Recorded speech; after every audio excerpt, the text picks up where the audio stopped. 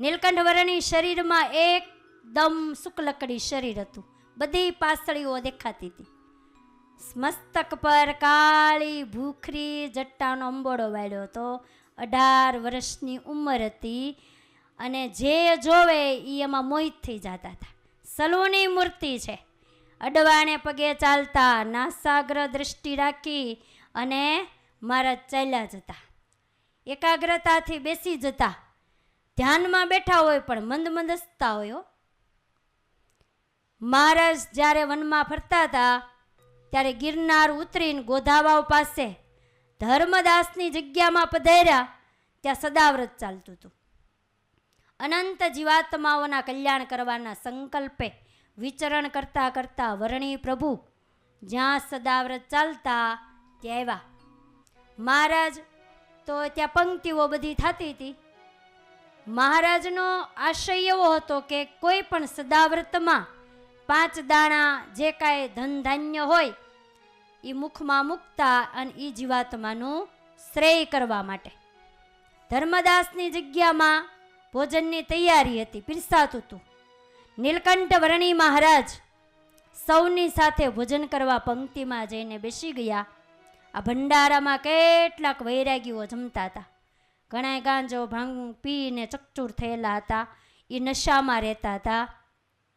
ધાર્મિક લોકો ભેખમાં ભગવાન માનતા હતા, એટલે આવી રીતે બધાને ભંડારામાં જમાડતા હતા. અને ભંડારો ચાલતો તો એમાં કોઈક રેડા ખેડા હાચા સાધુ આવીને જમી જતા હતા.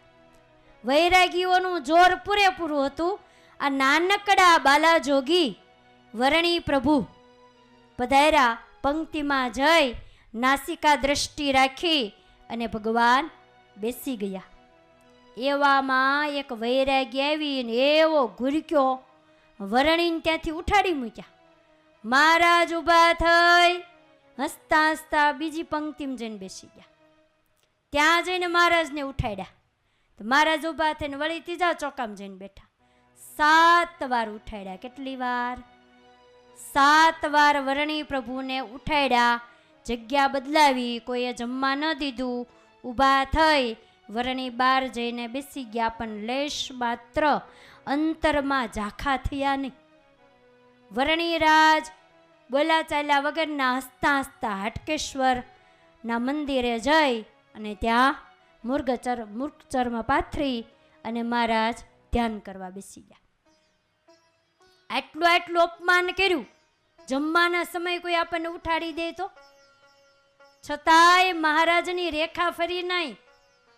જેવા હસતા હતા એવા જ હસતા હસતા મંદ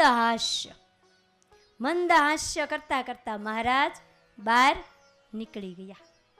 આવા આપણા હરિવર હસમુખા હતા એટલે બધાને વાલા લાગે છે. હસે ને ઘર બસ હવને ગમે. હસે હવને ગમે કે ન ગમે? હે ન હસે ઈ ખસે, એવું હોય કે નહીં? હસે ને ઈ ખસે, પણ હસે ઈ બધાને ગમે જ.